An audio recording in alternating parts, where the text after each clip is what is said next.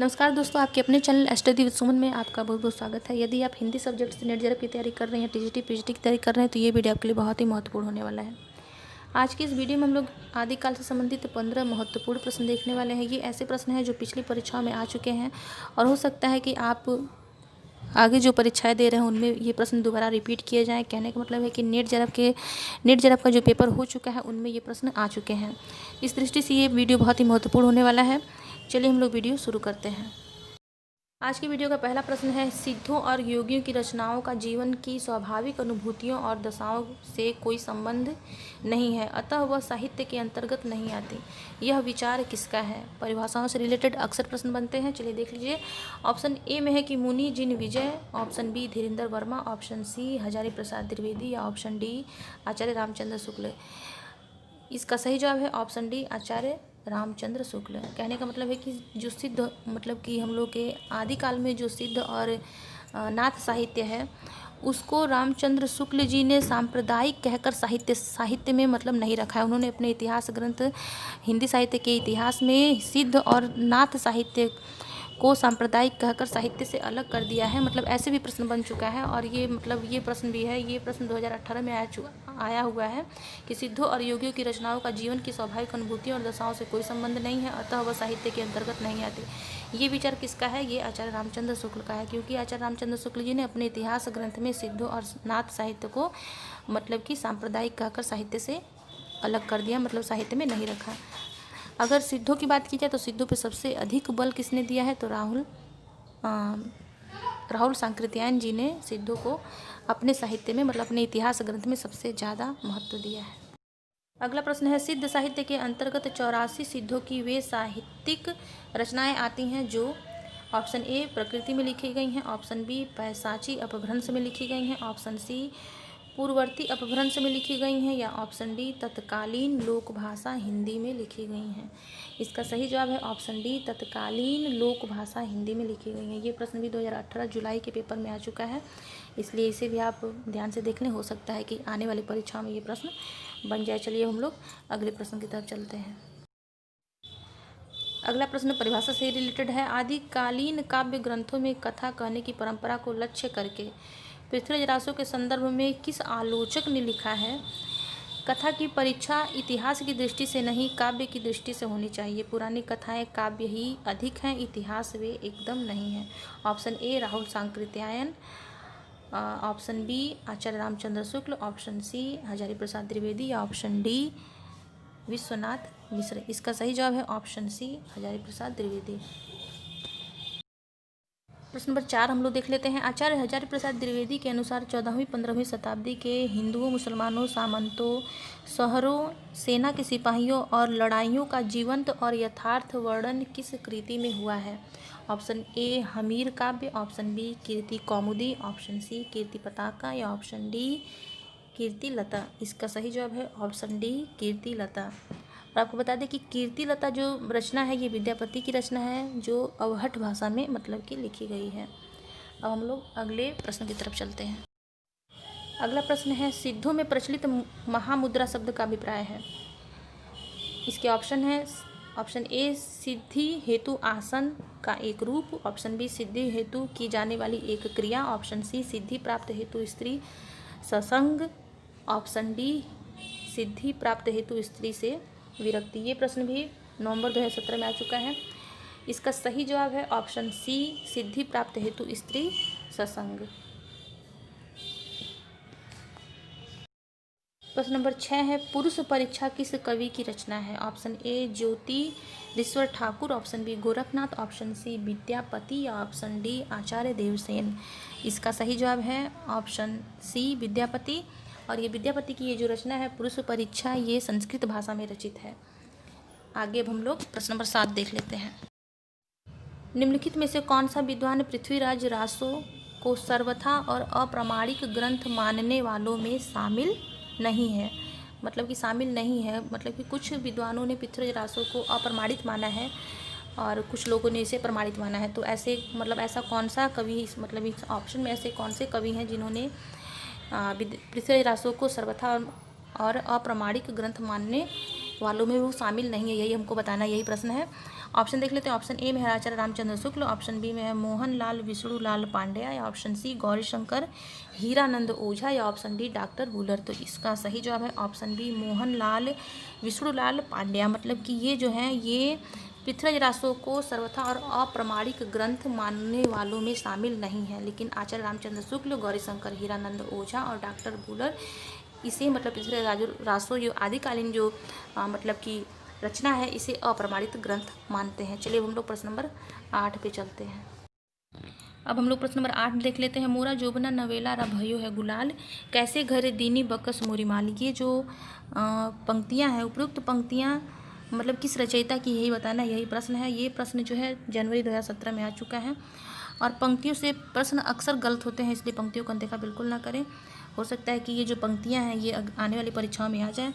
Option A है Dharmdas, option B अमीर Khusro, option C दरिया साहब, या ऑप्शन डी यारी साहब। इसका सही जवाब है ऑप्शन बी अमीर खुसरो। आपको मालूम है कि अमीर खुसरो ने पहेलियों और मुकरियों की रचनाएं की थी। मुकरियों का मतलब, पहेलियों का मतलब आप जानते हैं पहेली होती है उसका उत्तर देना रहता है, लेकिन जो मुकरियाँ होती हैं, मुकरियों का मतलब होता है कहकर मुकर जाना, कहकर पलट जाना किसी बात को। जैसे आपको उदाहरण बता देती हूँ, जैसे कि वो आवे तो शादी होए, उस बिन दूजा और न कोई, मीठे लागे वाके बोल ए सखी साजन। जैसे एक सखी है वो अपने साजन मतलब कि दूसरी सखी से कह रही है कि वो आवे तो शादी होए, उस बिन दूजा और न कोई, मीठे लागे वाके बोल ए सखी साजन। तो उसकी सखी बोलते हैं कि इसका मतलब ये साजन है, मतलब साजन ही आएंगे तो शादी होगी, साजन ही, साजन के मतलब कि उन्हीं की जैसा कोई दूजा नहीं है और उन्हीं के मीठे बोल लगते हैं। तो जो सखी ये मतलब मुकरी बोलती है वो कहकर मुकर जाती है और फिर कहती है कि नहीं नहीं सखी वो साजन नहीं है, वो ढोल है। तो कहने का मतलब है कि ऐसे प्रश्न अगर बनते हैं, मुकरियों से रिलेटेड बनते हैं या पहेलियों से रिलेटेड बनते हैं, तो आप आसानी से लगा सकते हैं कि ये अमीर खुसरो जी की रचनाएं हैं। चलिए हम लोग प्रश्न नंबर 9 पे चलते हैं। प्रश्न नंबर 9 है कि राम वृक्ष वेणीपुरी के अनुसार लेखन काल की दृष्टि से विद्यापति की रचनाओं का सही अनुक्रम क्या है। अनुक्रम लगाने से भी रिलेटेड प्रश्न आते हैं। ये प्रश्न जो है ये भी जनवरी 2017 का प्रश्न है। चलिए देख लेते हैं ऑप्शन ए में है कीर्ति लता कीर्ति पताका, फिर भू परिक्रमा, फिर पुरुष परीक्षा। इसका डायरेक्ट हम लोग आंसर देख लेते हैं। इसका आंसर होगा ऑप्शन सी, जिसमें लिखा है कि कीर्ति लता, फिर भू परिक्रमा, पुरुष परीक्षा और फिर कीर्ति पताका। ये जो रचनाएं हैं ये मतलब कि विद्यापति की रचनाएं हैं और इसका सही अनुक्रम है, मतलब पहले कीर्ति लता है, फिर भू परिक्रमा, फिर पुरुष परीक्षा, फिर कीर्ति पताका। हो सकता है आने वाली परीक्षा में आ जाए। चलिए हम प्रश्न नंबर 10 पे चलते हैं। प्रश्न नंबर 10 देख लेते हैं। आगम वे अपुराणे पंडित मान बहंती, पक सिरिफल अली जिम व हेरित भ्रमयंती। यह काव्य पंक्तियाँ किसकी है यही बताना है। ऑप्शन ए में है सरहपा, फिर कढ़पा, डोम्बिपा और कुक्कुरिपा। ये जो पा लगा आपको मालूम ही होगा कि सिद्धों से रिलेटेड ये सारे के सारे कवि जो है सिद्धों से संबंधित हैं और इसका जो सही जवाब है वो है ऑप्शन बी। ऑप्शन बी में लिखा हुआ है कढ़पा, यही इसका इस प्रश्न का सही जवाब है। और आपको बता दें कि कढ़पा की जो रचना है कढ़पाद गीतिका, उसी से रिलेटेड ये पंक्तियाँ हैं। चलिए हम लोग प्रश्न नंबर 11 पे चलते हैं। प्रश्न नंबर 11 है कि रचना काल की दृष्टि से निम्नलिखित कवियों का सही अनुक्रम क्या है। कवियों का अनुक्रम लगाना है। इसका भी डायरेक्ट हम लोग आंसर देख लेते हैं। इसका डायरेक्ट आंसर जो होगा वो ऑप्शन सी में है, यानी कि सबसे पहले स्वयंभू, फिर पुष्पदंत, अधमाड़, फिर हेमचंद्र। ये मतलब जो कवि हैं इनकी ये मतलब रचना काल की दृष्टि से इनका सही अनुक्रम है। इसको आप लोग ध्यान से देख लीजिए, इसको याद कर लीजिए, हो सकता है आने वाली परीक्षा में आ जाए। ये जुलाई 2016 का ये प्रश्न है। प्रश्न नंबर 12 देख लेते हैं। प्रश्न नंबर 12 है निम्नलिखित पात्रों को संबद्ध काव्य ग्रंथों के साथ सम्मिलित कीजिए। मतलब पात्रों से भी रिलेटेड प्रश्न बनते हैं। ऑप्शन ए में है चंदा, बी में नागमती, सी में राजमती, डी मारवाड़ी। मतलब ये पात्र हैं काव्य से ग्रंथों से संबंधित पात्र हैं और इधर जो 1 2 3 4 करके लिखा हुआ ये ग्रंथ हैं, इनसे मिलाना है। तो आप लोग देख सकते हैं चंदा जो है ऑप्शन ए में, ये ऑप्शन जो 2 लिखा हुआ है चंदायन, मतलब कि चंदायन जो मुल्ला दाऊद की जो रचना है उसकी ये पात्र है चंदा। फिर आप लोग देख सकते हैं नागमती ऑप्शन बी में। इसका जो राइट आंसर है वो ऑप्शन 4 में है पद्मावत में। पद्मावत आपको मालूम ही होगी जायसी जी की रचना है। जायसी यानी कि सूफी काव्य धारा के प्रसिद्ध कवि हैं। फिर आप लोग देख सकते हैं ऑप्शन सी में राजमती बिसल देव रासो की ये नायिका है, पात्र है उसकी राजमती। और आपको बता दें कि बिसल देव रासो जो है नरपति नाल्य जी की रचना है, ये आदिकालीन रचना है। फिर आप लोग देख सकते हैं मारवाड़ी यानी ऑप्शन डी में। और ऑप्शन डी में मारवाड़ी, इस ये जो है ये ढोला मारूला दूल्हा यानी कुशल राम, ये भी मतलब कि भक्ति कालीन कवि ही हैं, सूफी कवि हैं, इनकी रचना है। और उसी की ये मारवाड़ी जो है ढोला मारूला दूल्हा की ही पात्र है, मतलब ये भी। तो इस तरह से आपको पात्रों से भी रिलेटेड प्रश्न बनते हैं, तो आपको मतलब पात्रों को भी अनदेखा नहीं करना है। आगे चलिए हम लोग अगले प्रश्न की तरफ चलते हैं। प्रश्न नंबर 13 देख लेते हैं। प्रश्न नंबर 13 है, रचनाकार की दृष्टि से निम्नलिखित कृतियों का सही अनुक्रम लगाना है। ऑप्शन, इसका भी डायरेक्ट हम लोग ऑप्शन ही देख लेते हैं, क्योंकि वही चीज़ बार बार रिपीट करना ठीक नहीं है। ऑप्शन सी में हम लोग देख सकते हैं कि दोहा कोश, फिर श्रावकाचार, संदेश रासक और कीर्तिलता। ये जो मतलब क्रम है, ये क्रम सही क्रम है, हो सकता है कि आने वाली परीक्षाओं में बन जाए। ये प्रश्न जो आया था ये दिसंबर 2015 में आया था। रचनाओं की बात की जाए कि मतलब ये रचनाएं जो हैं ये किन कवियों की रचनाएं हैं, तो इसमें जो हम लोगों ने ऑप्शन देखा, ऑप्शन सी राइट आंसर है।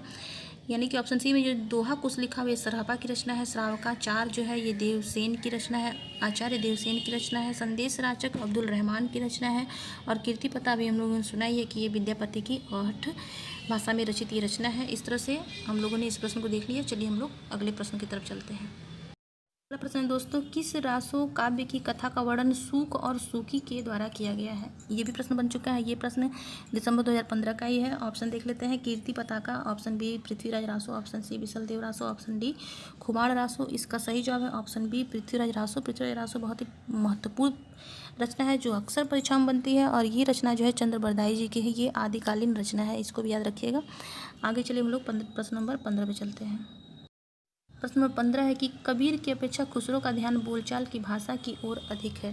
यह कथन किसका है।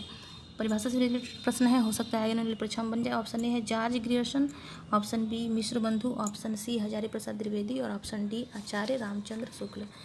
इसका सही जवाब है ऑप्शन डी आचार्य रामचंद्र शुक्ल। और ये जो पंक्तियाँ हैं, आपको बता दें कि ये जो मतलब प्रश्न आया था ये जून 2015 में आया हुआ प्रश्न है, और मतलब कि ये इस वीडियो का लास्ट प्रश्न था। इसके बाद एक प्रश्न आप लोग के लिए मतलब मैंने लिखा हुआ है, उसका आंसर आप लोग जरूर बताइएगा। चलिए हम लोग प्रश्न देख लेते हैं। आज का ये जो प्रश्न है ये आप लोग के लिए है, इसका आंसर जरूर बताइएगा। मैथिली हिंदी में रचित गद्य की पहली पुस्तक है। ये प्रश्न भी बन चुका है, और अगर इसका आंसर आपको आता है तो कमेंट बॉक्स में जरूर बताइएगा। इसके ऑप्शन देख लीजिए, उक्ति व्यक्ति प्रकरण, ऑप्शन बी में लिखा है वर्ण रत्नाकर, ऑप्शन सी राहुल वेल, या ऑप्शन डी बसंत विलास। मतलब इसमें से कौन सी ऐसी पुस्तक है जो मैथिली हिंदी में रचित गद्य की पहली पुस्तक है, ये आपको बताना है। इसका आंसर कमेंट बॉक्स में जरूर बताइएगा। अगर मैं वीडियो आपको पसंद आया हो तो इसे लाइक करें, अपने दोस्तों में शेयर करें, और मेरे चैनल के प्रति अगर कोई सुझाव हो तो उसे कमेंट करके जरूर बताएं, और चैनल को जरूर सब्सक्राइब करें ताकि कोई मैं नया वीडियो बनाऊँ तो उसका नोटिफिकेशन आपको मिल जाए। फिर मिलेंगे ऐसे उपयोगी वीडियो के साथ। धन्यवाद।